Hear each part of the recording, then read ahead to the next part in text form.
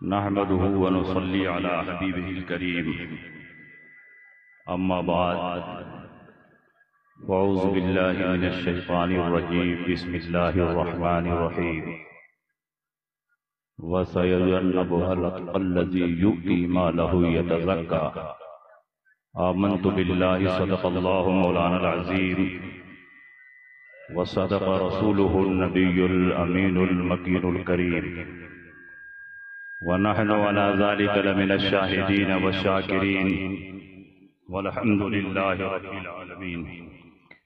کچھ کہنے اور سننے سے پیشتر آئیے ہم اور آپ مل جل کر انتہائی خلوص و محبت اور احترام و عقیدت کے ساتھ گنبد خضرا میں آرام فرمانے والے آقا و مولا مدنی تاجدار دونوں عالم کے مالک و مختار سید ابرار و اخیار جناب احمد مجتبی محمد مصطفیٰ صلی اللہ علیہ وسلم کی بارگاہ میں جھوم جھوم کر درود شریف کا نذرانہ پیش کریں اور پڑھیں اللہم صلی علی سیدنا و شفیعنا و حبیبنا و مولانا محمد و بارک وسلم صلاة و سلاما علیک یا رسول اللہ صلی اللہ تعالی علیہ وسلم۔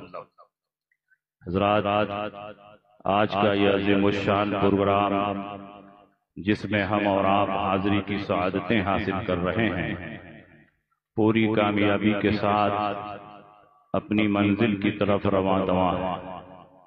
اسٹیج پر عالم اسلام کی عظیم شخصیت ممتاز الفقہاء سلطان الاساتذہ محدث کبیر حضرت علامہ ضیاء المصطفیٰ صاحب قبلہ قادری مدد ظلہ العالی تشریف فرما۔ دوسری عظیم شخصیت شہزادہ مشائخ قالبی شیر رضویت حضرت علامہ سید غیاث الدین صاحب قبلہ دامت فیضہم، اور کچھ ہی دیر کے بعد شہزادہ تاج الشریعہ قائد ملت حضرت علامہ اسجد رضا خان صاحب قبلہ دامت فیضہم تشریف لانے والے ہیں۔ انشاءاللہ آپ ان شخصیتوں کے نورانی کلمات سے محظوظ ہوں گے۔ آج مجھے تقریر کا عنوان دیا گیا ہے خلافت و ولایت میں پہلا مقام کس کا ہے۔ اس سلسلے میں اعلیٰ حضرت عظیم البرکت رضی اللہ تعالیٰ عنہ کے رسالوں کا آپ مطالعہ کریں گے تو اس کا جواب آسانی کے ساتھ مل جائے گا۔ خصوصیت کے ساتھ مطلع القمرین فی ابانت سبقت العمرین الزلال الانقا من بحر سبقت الاتقا غایت التحقیق فی امامت العلی والصدیق، اور حضور صدر الشریعہ بدر الطریقہ علامہ مفتی امجد علی اعظمی علیہ رحمت و رضوان کی بہار شریعت حصہ اول، جس میں امامت اور ولایت کا بھی بیان ہے، اس کا آپ مطالعہ کریں گے تو اس کا جواب آسانی کے ساتھ آپ کو مل جائے گا۔ تمام اہل سنت کا اس بات پر اجماع اور اتفاق ہے کہ انبیاء اور مرسلین کے بعد پوری کائنات میں سب سے افضل حضرت صدیق اکبر رضی اللہ تعالی عنہ، اور آپ کی افضلیت پر بے شمار دلائل قائم ہیں، اور آپ کی افضلیت کا بار بار خود حضرت علی کرم اللہ تعالی وجہ الکریم نے اعلان اور اظہار فرمایا، یہاں تک کہ ایک مرتبہ منبر پر بیٹھ کر آپ نے ارشاد فرمایا کہ مجھے اطلاع ملی ہے کہ کچھ لوگ مجھے صدیق اکبر اور عمر فاروق پر فضیلت دے رہے ہیں، اگر مجھے کسی کے بارے میں یہ اطلاع ملی کہ اس نے مجھے شیخین پر فضیلت دی ہے تو میں مفتری ہونے کی وجہ سے اس کو 80 کوڑے ماروں، یعنی مفتری کی جو سزا ہوگی وہ سزا اس کو دی جائے۔ حضرت علی کرم اللہ تعالی وجہ الکریم سے صدیق اکبر کی افضلیت کے سلسلے میں جو اقوال اور ارشادات منقول ہیں اس کو بیان کرنے والے 40 صحابہ اور تابعین سے زیادہ، بخاری اور مسلم اور صحاح ستہ کی بے شمار حدیثوں میں حضرت صدیق اکبر رضی اللہ تعالی عنہ کی افضلیت کا اظہار ہوتا ہے۔ نبی اکرم صلی اللہ تعالی علیہ وسلم نے نام کی صراحت کے ساتھ اپنے بعد کسی کی خلافت کا اعلان اور اظہار نہیں فرمایا، لیکن رسول پاک سید عالم صلی اللہ علیہ وسلم کی حدیثوں میں اس بات کا واضح اشارہ موجود ہے کہ میرے بعد صدیق اکبر میرے جانشین اور نائب ہوں گے اور وہی خلیفۃ المسلمین ہوں گے۔ نبی اکرم صلی اللہ تعالی علیہ وسلم کی حدیثوں سے انہی اشاروں میں سے 2-3 اشارے کو صرف میں آپ کے سامنے پیش کروں گا، جس سے یہ واضح ہو جائے گا کہ صدیق اکبر رضی اللہ تعالی عنہ تمام صحابہ میں سب سے افضل بھی ہیں اور خلافت میں بھی آپ ہی کا پہلا نمبر ہے اور ولایت میں بھی آپ ہی کا پہلا نمبر ہے۔ حضور صدر الشریعہ علیہ رحمت و رضوان نے بہار شریعت میں تحریر فرمایا ہے کہ ولایت قرب خاص کا نام ہے۔ اللہ رب العزت اپنے برگزیدہ بندوں میں سے جس کو چاہتا ہے ولایت عطا فرماتا ہے۔ پھر آپ نے فرمایا کہ ولایت کسبی نہیں ہے، وہ بھی ہے۔ پھر آگے آپ نے عقیدہ نمبر 1 میں لکھا کہ تمام اولیاء اولین و آخرین میں سب سے زیادہ افضل اولیاء محمدیین یعنی اس امت کے اولیاء ہیں، اور اس امت کے اولیاء میں سب سے افضل خلفاء اربعہ ہیں، اور خلفاء اربعہ میں معرفت اور قرب الہی کے لحاظ سے وہی ترتیب ہے جو ان کے درمیان افضلیت کی ترتیب ہے۔ سب سے افضل ابو بکر ہیں تو ولایت میں بھی پہلا مقام ابو بکر کا ہے۔ دوسرے نمبر پر عمر ہیں تو ولایت میں بھی دوسرا مقام حضرت عمر کا ہے۔ تیسرے نمبر پر عثمان غنی ہیں تو ولایت میں تیسرا مقام حضرت عثمان غنی کا ہے، اور افضلیت کے چوتھے نمبر پر حضرت علی شیر خدا ہیں تو ولایت میں بھی آپ کا مقام چوتھا۔ یہ حضرت صدر الشریعہ علیہ رحمت و رضوان نے بہار شریعت میں لکھا، اور پھر آگے تحریر فرمایا کہ پھر مرتبہ تکمیل پر رسول اللہ صلی اللہ علیہ وسلم نے حضرات شیخین کو جانب کمالات نبوت قائم فرمایا، اور حضرت علی مشکل کشا کو جانب کمالات ولایت قائم فرمایا۔ تو اب اولیاء مابعد کو یہ نعمت حضرت علی کے گھر سے ملے گی، اور ولایت میں وہ حضرت علی کے ہمیشہ محتاج رہیں گے۔ اس کا مطلب یہ ہوا کہ اولیاء مابعد کو ولایت حضرت علی سے مل رہی ہے، اور وہ ولایت میں حضرت علی کے محتاج ہیں، اور قیامت تک اولیاء کرام محتاج رہیں گے۔ لیکن اولیاء ما قبل جس میں حضرت صدیق اکبر ہیں، حضرت عمر بن خطاب ہیں، حضرت عثمان غنی ہیں، یہ ولایت میں حضرت علی کے محتاج نہیں ہیں۔ ان کو ولایت ڈائریکٹ رسول پاک کی بارگاہ سے ملی ہے، اور ان کا سلسلہ ڈائریکٹ رسول پاک سے جڑتا ہے، اور حضرت علی کے بعد جتنے اولیاء کرام پیدا ہوئے اور قیامت تک پیدا ہوں گے، ان کا سلسلہ حضرت علی کے واسطے سے رسول پاک سے متصل ہو۔ ماشاءاللہ سبحان اللہ۔ یہ حضرت صدر الشریعہ علیہ رحمت و رضوان نے تحریر فرمایا۔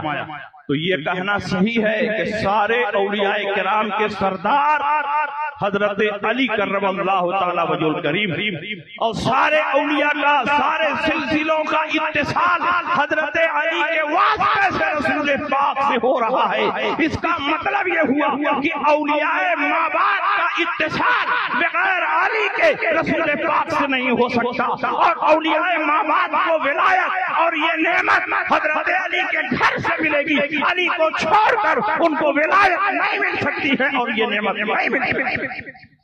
تو اولیاء ماں بعد کے لیے ہے، اور اولیاء ماں قبل میں 3 نام گزرا، حضرت صدیق اکبر، حضرت عمر اور حضرت عثمان غنی. تو ان کو ولایت حضرت علی سے نہیں ملی، وہاں سے ملی ہے جہاں سے حضرت علی کو ملی، اور ان کا سلسلہ ڈائریکٹ رسول پاک سے متصل ہے، ملتا ہے. اس لیے میرے بھائیوں اس مسئلے پر آپ کو کنفیوژن کا شکار نہیں ہونا چاہیے. کچھ جبہ و دستار والے پیر جنہوں نے کبھی مدرسے کا منہ نہیں دیکھا، جنہوں نے حدیث کی کتابیں نہیں پڑھی، جنہوں نے اصول کی کتابوں کا مطالعہ نہیں کیا، پیر کے گھر میں پیدا ہو گئے، پیر بن گئے، خانقاہ میں آنکھیں کھولی، پیر بن گئے. وہ اپنے مریدین کے دل و دماغ میں یہ زہر ڈال رہے ہیں کہ اگر صدیق اکبر خلافت میں اول ہیں تو تم کو گھبرانے کی کیا ضرورت ہے، حضرت علی ولایت میں نمبر 1. لیکن میں آپ کو بتا دوں کہ حضرت صدیق اکبر کو رسول پاک سے جو نیابت ملی ہے یہ نیابت مطلقہ کاملہ ہے، اور حضرت صدیق اکبر رضی اللہ تعالیٰ عنہ چونکہ رسول پاک کے نائب ہیں، جانشین ہیں، اور رسول پاک جمیع کمالات کا مظہر بن کر اس دنیا میں آئے، تو جو ان کا نائب اور خلیفہ ہوگا وہ بھی بے شمار کمالات کا جامع ہوگا، اور لوگوں کے درمیان اسی حیثیت سے تشریف لائے. اور اس سلسلے میں اعلیٰ حضرت مجدد دین و ملت فاضل بریلی سے بھی سوال ہوا. فتاوی رضویہ کی 12ویں جلد ہے اور صفحہ 11 ہے، آپ اس کو کھول کر پڑھیں، سوال بھی موجود ہے، جواب بھی موجود ہے. اور سرکار اعلیٰ حضرت نے اتنا کلیئر کٹ جواب دیا ہے کہ کسی اشتباہ کی کوئی گنجائش ہی نہیں ہے. پوچھنے والے نے اعلیٰ حضرت سے پوچھا کہ تمام اولیاء کرام میں سب سے افضل کون ہے؟ تو اعلیٰ حضرت امام محمد رضا فرماتے ہیں کہ تمام اولیاء کرام میں سب سے افضل حضرت صدیق اکبر. اور ایک اور پیر صاحب ہیں، بڑی مشہور خانقاہ سے تعلق، انہوں نے یوں شگوفہ چھوڑا کہ صدیق اکبر خلافت میں نمبر 1 پر ہے اور حضرت علی امامت میں نمبر 1 پر. بہار شریعت پڑھ لیا ہوتا تو امامت کا مطلب بھی سمجھ میں آ جاتا. بہار شریعت یہ ہے امامت کی 2 قسمیں ہیں، امامت صغرا اور یہ نماز کی امامت، اور ایک ہے امامت کبرا، یہ رسول پاک کی جانشینی اور نیابت. تو نماز کی امامت میں بھی صدیق اکبر سب سے آگے ہے، کیونکہ رسول پاک نے مرض الموت میں کسی اور صحابی کو اپنے مسلح پر کھڑا نہیں کیا بلکہ صدیق اکبر کو کھڑا کیا، اور عائشہ صدیقہ منع کرتی رہی کسی اور کو بھیج دے، کیونکہ صدیق اکبر نرم دل ہے، رقیق القلب ہے. آپ کی جگہ پر کھڑے ہوں گے تو نماز نہیں پڑھائیں گے. یا رسول اللہ ان ابا بکر رجل رقیق اذا قام مقامك لا يستطيع ان يصلي بالناس.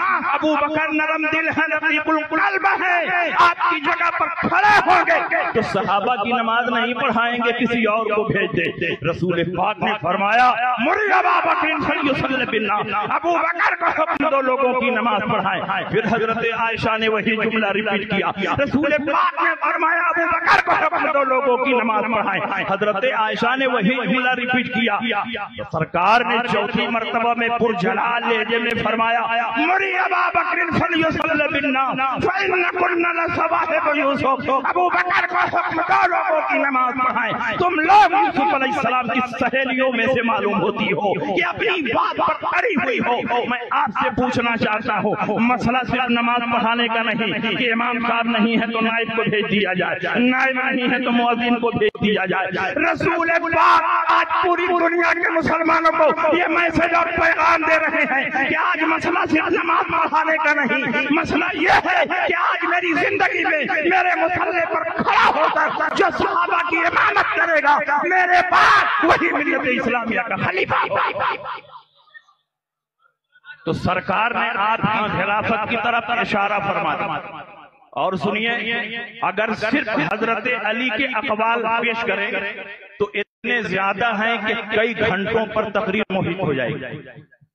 بخاری اور مسلم میں یہ حدیث ہے، رسول پاک سید عالم صلی اللہ علیہ وسلم کی بارگاہ میں ایک شخص اونٹ بیچنے کے لیے گیا۔ رسول پاک نے سارے اونٹ خرید لیے لیکن دام نہیں دیا، ادھار خریدا۔ اونٹ بیچنے والے اونٹ بیچ کر جا رہے تھے، راستے میں حضرت علی مل گئے۔ علی نے کہا کہاں سے آ رہے ہو؟ کہا کہ حضور کی خدمت میں اونٹ بیچنے کے لیے گیا تھا، سارے اونٹ بک گئے۔ کہا حضور نے پیسہ دیا؟ کہا نہیں، حضور نے ادھار خریدا۔ علی نے فرمایا کہ جاؤ اور حضور سے پوچھو کہ اگر آپ کو کوئی حادثہ پیش آ جائے تو یہ قیمت کون ادا کرے؟ وہ شخص حاضر ہوئے، رسول پاک سے پوچھا تو سرکار نے فرمایا اگر مجھے کوئی حادثہ پیش آ جائے تو میرے بعد ابو بکر اس کی قیمت ادا کریں گے۔ وہ شخص حضرت علی کی خدمت میں پہنچا، کہا ابو بکر ادا کریں گے۔ کہا پھر رسول کی خدمت میں جاؤ اور کہو ابو بکر کو کچھ ہو گیا تو اس کے بعد کون قیمت ادا کرے گا؟ وہ شخص نبی کی خدمت میں حاضر ہوا، پوچھا یا رسول اللہ اگر ابو بکر کو کچھ ہو جائے تو کون قیمت ادا کرے گا؟ تو سرکار نے فرمایا کہ اگر ابو بکر کو کچھ ہو جائے تو عمر قیمت ادا کریں گے۔ وہ شخص پھر واپس آیا، حضرت علی سے بتایا تو علی نے کہا پھر جاؤ اور رسول پاک سے پوچھو کہ اگر عمر کو کچھ ہو گیا تو کون قیمت ادا کرے گا؟ اس نے کہا یا رسول اللہ اگر عمر کو کچھ ہو گیا تو کون قیمت ادا کرے گا؟ سرکار نے جلال کے عالم میں فرمایا اذن ماتا عمر فإن استطعت ان تموت فمت، اگر عمر ہی مر جائے تو تم بھی مر جانا، تم جی کر کے کیا کرو گے؟ میں بتانا یہ چاہتا ہوں کہ رسول پاک سید عالم صلی اللہ علیہ وسلم نے اپنے بعد کی ذمہ داریاں ابو بکر پہ ڈالی، اس کے بعد کی ذمہ داری عمر پہ ڈالی۔ اس میں صاف اشارہ ہے کہ نبی کے بعد پہلا خلیفہ ابو بکر ہوں گے، دوسرا خلیفہ عمر۔ اور سنیے، ایک خاتون نبی کی خدمت میں مسئلہ پوچھنے کے لیے گئے، صحیح ستہ کی یہ حدیث، پوچھا رسول پاک نے مسئلہ بتا دیا۔ جب جانے لگی تو سرکار نے فرمایا پھر آنا۔ اس نے کہا پھر آؤں، آپ کو نہ پاؤں تو کس کے پاس جاؤں؟ سرکار نے فرمایا کہ ابو بکر کے پاس چلی جا۔ اس روایت میں صرف اتنا ہی ہے، لیکن ایک روایت ایک مرد سے متعلق بھی ہے کہ وہ شخص حضور کی خدمت میں حاضر ہوئے اور مسئلہ پوچھا، سرکار نے مسئلہ بتا دیا تو انہوں نے پوچھا یا رسول اللہ پھر آؤں، آپ کو نہ پاؤں تو کس کے پاس جاؤں؟ سرکار نے فرمایا کہ ابو بکر کے پاس چلے جانا۔ انہوں نے کہا اگر ابو بکر کو نہ پاؤں تو کس کے پاس جاؤں؟ تو سرکار نے فرمایا عمر کے پاس چلے جانا۔ انہوں نے کہا عمر کو بھی نہ پاؤں تو کس کے پاس جاؤں؟ سرکار نے فرمایا کہ عثمان کے پاس چلے جانا۔ اس میں اس بات کا اشارہ ہے کہ جو ذمہ داریاں میں ادا کر رہا ہوں میرے بعد وہ ساری